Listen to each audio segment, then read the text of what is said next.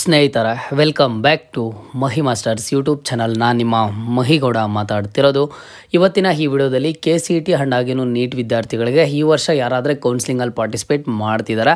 So ಇಂತಹ students ನಮಗೆ ಈ ವರ್ಷ ಸ್ಕಾಲರ್ಶಿಪ್ ಸಿಗುತ್ತಾ? ಇಲ್ಲಿ ನೋಡಿದ್ರೆ ಸೆಕೆಂಡ್ ರೌಂಡ್ ಸ್ಟಾರ್ಟ್ ಆಗೋದೇ ಇನ್ನೂ ಡಿಲೇ ಆಗ್ತಿದೆ. ಈಗ ಎಲ್ಲ ರೌಂಡ್ಸು ಕಂಪ್ಲೀಟ್ ಆಗೋದು, ನಾವು ಕಾಲೇಜಸ್ಗೆ ಅಡ್ಮಿಷನನ್ನು ತಗೊಳ್ಳೋದು ಎಲ್ಲನೂ ಲೇಟ್ ಆಗುತ್ತಲ್ವ, ನಮಗೆ ಸ್ಕಾಲರ್ಶಿಪ್ ಸಿಗುತ್ತಾ ಇಲ್ವಾ ಅಂತ ಕೇಳ್ತಿದ್ದಾರೆ. ಇವತ್ತಿನ ಈ ವಿಡಿಯೋದಲ್ಲಿ ಕಂಪ್ಲೀಟ್ ಕ್ಲಾರಿಫಿಕೇಷನನ್ನು ಕೊಡ್ತೀನಿ. ಈಗಾಗಲೇ ನಿಮಗೆ ಸಿಗುವಂಥ ಸ್ಕಾಲರ್ಶಿಪ್ ಬಗ್ಗೆ ಹೇಳಿದೆ. ಸೊ ಹಾಗಾಗಿ ನೀವು ಕೇಳ್ತಿದ್ದೀರಾ ಅದರ ಲಾಸ್ಟ್ ಡೇಟ್ಸ್ ಏನು, ನಾವು ಯಾವ ರೀತಿ ಅಪ್ಲೈ ಮಾಡೋದು, ಯಾವಾಗ ಅಪ್ಲೈ ಮಾಡೋದು, ಈ ವರ್ಷ ಸಿಗುತ್ತಾ ಇಲ್ವಾ ಅಂತ ಎಲ್ಲ ಕೇಳ್ತಿದ್ದಾರೆ. ಸೊ ಎಲ್ಲದ್ರ ಬಗ್ಗೆನೂ ಇವತ್ತಿನ ಈ ವಿಡಿಯೋದಲ್ಲಿ ಕಂಪ್ಲೀಟ್ ಕ್ಲಾರಿಫಿಕೇಷನ್ ಸಿಗುತ್ತೆ. ವಿಡಿಯೋ ಖಂಡಿತವಾಗ್ಲೂ ಇಂಫಾರ್ಮೇಟಿವ್ ಆಗಿರುತ್ತೆ. ವಿಡಿಯೋನ ಕಂಪ್ಲೀಟಾಗಿ ವಾಚ್ ಮಾಡಿ. ಅದಕ್ಕಿಂತ ಮುಂಚೆ ಚಾನಲ್ಗೆ ಫಸ್ಟ್ ಟೈಮ್ ವಿಸಿಟ್ ಮಾಡಿದರೆ ಅಥವಾ ಇನ್ನೂ ಸಬ್ಸ್ಕ್ರೈಬ್ ಮಾಡ್ಕೊಂಡಿಲ್ಲ ಅಂತ ಅಂದರೆ ಈ ಕೂಡಲೇ ಚಾನಲ್ಗೆ ಲೈಕ್ ಸಬ್ಸ್ಕ್ರೈಬನ್ನು ಮಾಡಿಕೊಂಡು ಇದೇ ಥರದ ಎಲ್ಲ ಹೆಚ್ಚಿನ ಅಪ್ಡೇಟ್ಸನ್ನು ಪಡ್ಕೊಳ್ಳಿ. ಮೊದಲಿಗೆ ನೋಡಿ, KCET ಆ್ಯಂಡ್ ಆಗಿನೂ ನೀಟ್ ವಿದ್ಯಾರ್ಥಿಗಳಿಗೆ ಈಗಾಗಲೇ ಫಸ್ಟ್ ರೌಂಡ್ ರಿಸಲ್ಟ್ಸ್ ಬಂತು. ಆ್ಯಂಡ್ KCET ವಿದ್ಯಾರ್ಥಿಗಳು ಚಾಯ್ಸ್ 1 ಯಾರು ಸೆಲೆಕ್ಟ್ ಮಾಡಿದ್ರು ಇವರೆಲ್ಲ ಈಗಾಗಲೇ ಕಾಲೇಜಸ್ಗೆ ಅಡ್ಮಿಷನನ್ನು ತಗೊಂಡ್ರು. ಆ್ಯಂಡ್ ನೀಟ್ ವಿದ್ಯಾರ್ಥಿಗಳು ಚಾಯ್ಸ್ ಎಂಟ್ರಿಗಾಗಿ ವೆಯ್ಟ್ ಮಾಡ್ತಿದ್ದಾರೆ. ಸೊ ಹಾಗಾಗಿ ಫಸ್ಟ್ ರೌಂಡ್ ಇನ್ನೂ ಸಹ ಕಂಪ್ಲೀಟ್ ಆಗಲಿಲ್ಲ. KCET ನೀಟ್ ಕಂಬೈನ್ಡ್ ಕೌನ್ಸಿಲಿಂಗ್ ಆಗಿರೋದ್ರಿಂದ ಇನ್ನೂ ಫಸ್ಟ್ ರೌಂಡ್ ನೀಟಾಗಿ ಕಂಪ್ಲೀಟ್ ಆಗಲಿಲ್ಲ. ಇನ್ನು ನೆಕ್ಸ್ಟ್ ಸೆಕೆಂಡ್ ರೌಂಡ್ ಸ್ಟಾರ್ಟ್ ಆಗೋದು ಸ್ವಲ್ಪ ಡಿಲೇ ಆಗ್ತಿದೆ. ಅದಾದಮೇಲೆ ನೆಕ್ಸ್ಟ್ KCET ವಿದ್ಯಾರ್ಥಿಗಳಿಗೆ ಸೆಕೆಂಡ್ ಎಕ್ಸ್ಟೆಂಡೆಡ್ ರೌಂಡ್ ಇರುತ್ತೆ. ಇವರೆಲ್ಲ ಕಾಲೇಜಸ್ಗೆ ಜಾಯಿನ್ ಆಗೋದು ಇನ್ನೂ ಲೇಟ್ ಆಗುತ್ತೆ ಅಲ್ವಾ? ಹಾಗಿದ್ರೆ ಸ್ಕಾಲರ್ಶಿಪ್ ನಮಗೆ ಸಿಗುತ್ತಾ ಇಲ್ವಾ? ನೀವು ಈಗಾಗಲೇ ಸ್ಕಾಲರ್ಶಿಪ್ ಬಗ್ಗೆ ತಿಳಿಸ್ಕೊಟ್ರಿ ಅಂತ ನಿಮ್ಮೆಲ್ಲರಲ್ಲೂ ಒಂದು ಡೌಟ್ ಆದರೆ ಇದೆ ಅಲ್ವಾ? ನೋಡಿ, ನಿಮಗೆ ಈಗ ನೀವು ಕಾಲೇಜಸ್ಗೆ ಜಾಯಿನ್ ಆಗ್ತೀರಾ, ಕೆಲವೊಬ್ಬರು ಫಸ್ಟ್ ರೌಂಡಲ್ಲಿ ಜಾಯಿನ್ ಆಗ್ತೀರಾ, ಕೆಲವೊಬ್ಬರು ಸೆಕೆಂಡ್ ರೌಂಡಲ್ಲಿ ಜಾಯಿನ್ ಆಗ್ತೀರಾ, ಕೆಲವೊಂದಿಷ್ಟು ಸ್ಟೂಡೆಂಟ್ಸು ಥರ್ಡ್ ರೌಂಡ್ ಇರೋರು ಥರ್ಡ್ ರೌಂಡಲ್ಲಿ ಪಾರ್ಟಿಸಿಪೇಟ್ ಮಾಡಿ ಅಡ್ಮಿಷನನ್ನು ತಗೋತೀರಾ. ನೀವು ಕಾಲೇಜಸ್ಗೆ ಜಾಯಿನ್ ಆಗಿದ್ದ ಆದಮೇಲೆ ಇಮಿಡಿಯೇಟಾಗಿ ಸ್ಕಾಲರ್ಶಿಪ್ಗೆ ಅಪ್ಲೈ ಮಾಡೋದಕ್ಕೆ ಆಗೋದಿಲ್ಲ. ಯಾಕೆ ಅಂತ ಅಂದರೆ, ನಾನು ತಿಳಿಸ್ಕೊಟ್ಟಿರುವಂಥ ಸ್ಕಾಲರ್ಶಿಪ್ ಬಂದು ನಿಮಗೆ ಈಗ ನೀವು ಅಬ್ಸರ್ವ್ ಮಾಡ್ಬೋದು ಸ್ಕ್ರೀನ್ ಮೇಲೆ ನೋಡಿ. ನಾನು ಈಗಾಗಲೇ ನಿಮಗೆ state scholarship portal SSP scholarship ಬಗ್ಗೆ ತಿಳಿಸ್ಕೊಟ್ಟಿದ್ದೆ. ಈ ಒಂದು ಸ್ಕಾಲರ್ಶಿಪ್ಗೆ ಅಪ್ಲೈ ಮಾಡಬೇಕು ಅಂತ ಅಂದರೆ ನೀವು ಕಾಲೇಜಸ್ಗೆ ಜಾಯಿನ್ ಆಗ್ತೀರಾ. ಜಾಯಿನ್ ಆಗಿದ್ದ ಆದಮೇಲೆ ಪ್ರತಿಯೊಂದು ಸ್ಟೂಡೆಂಟ್ಗೂ ಸಹ ಯೂನಿವರ್ಸಿಟಿ ರಿಜಿಸ್ಟ್ರೇಷನ್ ನಂಬರ್ ಅಥವಾ ಈ ರಿಜಿಸ್ಟ್ರೇಷನ್ ನಂಬರ್ ಅಂತ ಕೊಡ್ತಾರೆ. ಆ ರಿಜಿಸ್ಟ್ರೇಷನ್ ನಂಬರನ್ನು ಕೊಟ್ಟಾಗ ನಿಮ್ಮ ಒಂದು ಕಾಲೇಜ್ ಅವರು ಆ ಒಂದು ಡೀಟೇಲ್ಸನ್ನು ಈ ಒಂದು ವೆಬ್ಸೈಟ್ಗೆ ಫೆಚ್ ಮಾಡಬೇಕಾಗುತ್ತೆ. ನಿಮ್ಮ ಒಂದು ಯೂನಿವರ್ಸಿಟಿ ಅವರು ಒಂದು ಲಿಂಕ್ ಮಾಡಬೇಕಾಗುತ್ತೆ. ಸೊ ನಿಮ್ಮ ಕಾಲೇಜ್ ಅವರು KE ಕಡೆಯಿಂದ ಡೀಟೇಲ್ಸನ್ನು ತಗೋಬೇಕಾಗುತ್ತೆ. ಸೊ ಇದಕ್ಕೇನು ಅಂತಂದ್ರೆ ಒಂದಿಷ್ಟು ಪ್ರೊಸೀಜರ್ ಆದರೆ ಇರುವಂಥದ್ದು. ಆ ಪ್ರೊಸೀಜರ್ ಎಲ್ಲ ಕಂಪ್ಲೀಟ್ ಆಗೋದು ನೀವು ಕಾಲೇಜಸ್ಗೆ ಜಾಯಿನ್ ಆಗಿದ್ದ ಆದಮೇಲೆ 1 ಮಂತ್ ಆದರೂ ಟೈಮ್ ತಗೊಳುತ್ತೆ. ಓಕೆನಾ? ಅಟ್ಲೀಸ್ಟ್ ಅಂದ್ರೂ 1 ಮಂತ್ ಆದರೂ ಟೈಮ್ ತಗೊಳುತ್ತೆ. ಸಮ್ಟೈಮ್ಸ್ 2 ಮಂತ್ಸೂ ಸಹ ಆಗುತ್ತೆ. ಅಕಾಡೆಮಿಕ್ ಡೀಟೇಲ್ಸ್ ಅಪ್ಡೇಟ್ ಆಗಬೇಕು, ಪ್ರತಿಯೊಂದು ಡೀಟೇಲ್ಸ್ ಇರುತ್ತೆ. ಅವೆಲ್ಲ ಅಪ್ಡೇಟ್ ಆದರೆ ಅಷ್ಟೇ ಈ ಒಂದು ಸ್ಕಾಲರ್ಶಿಪ್ಗೆ ಅಪ್ಲೈ ಮಾಡೋದಕ್ಕೆ ಆಗೋದು.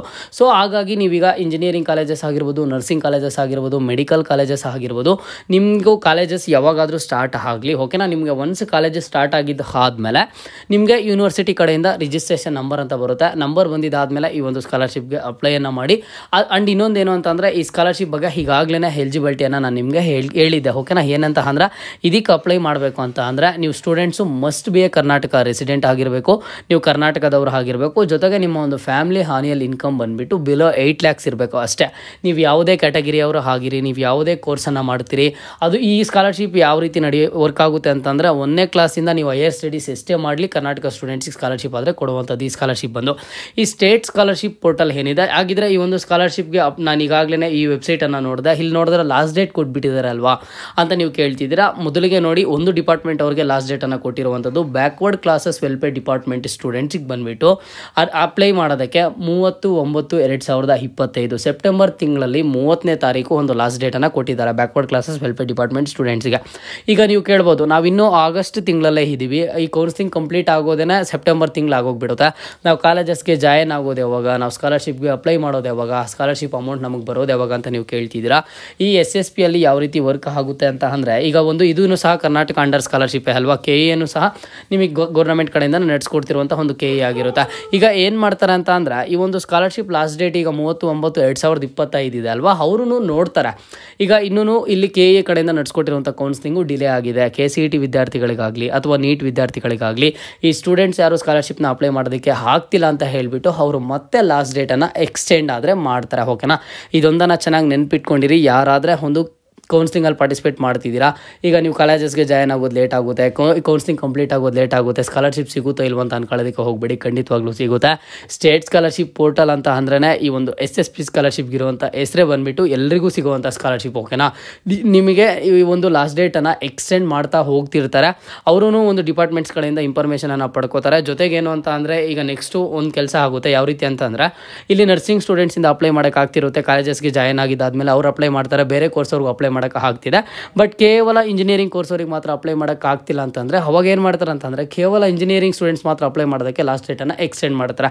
ಈ ರೀತಿ ಎಲ್ಲನೂ ಸಹ ಇರುತ್ತೆ. ಬಟ್ ಅವ್ರಿಗೆ ಗೊತ್ತಾಗಬೇಕು, ಓಕೆನಾ. ಸೊ ಅವ್ರಿಗೆ ಗೊತ್ತಾಗಬೇಕು ಅಂತಂದರೆ ನಾವೇನು ಮಾಡ್ತಿದ್ವಿ, ವೀಡಿಯೋಸಲ್ಲಿ ಸ್ಟೂಡೆಂಟ್ಸ್ನೆಲ್ಲ ಕಮೆಂಟ್ಸ್ ಮಾಡೋಕ್ಕೆ ಹೇಳ್ತಿದ್ವಿ. ಸ್ಟೂಡೆಂಟ್ಸು ಕಮೆಂಟ್ಸನ್ನು ಮಾಡ್ತಿದ್ರು. ನಮ್ಮಿಂದ ಆದಷ್ಟು ಹೈಯರ್ ಅಥಾರಿಟಿಗೆ ತಲುಪೋದಕ್ಕೆ ಪ್ರಯತ್ನ ಮಾಡ್ತಿದ್ವಿ. ನಮ್ಮಿಂದ ಏನಾಗುತ್ತೋ ಅದನ್ನು ಅವ್ರನ್ನ ರೀಚ್ ಔಟ್ ಆದರೆ ಮಾಡ್ತಿದ್ವಿ, ಅವ್ರಿಗೆ ಇನ್ಫಾರ್ಮೇಷನ್ ಗೊತ್ತಾಗೋ ಥರ, ಓಕೆನಾ. ಸೊ ಈ ರೀತಿ ಇದರ ಒಂದು ಪ್ರೋಸೆಸ್ ಆದರೆ ಇರುತ್ತೆ.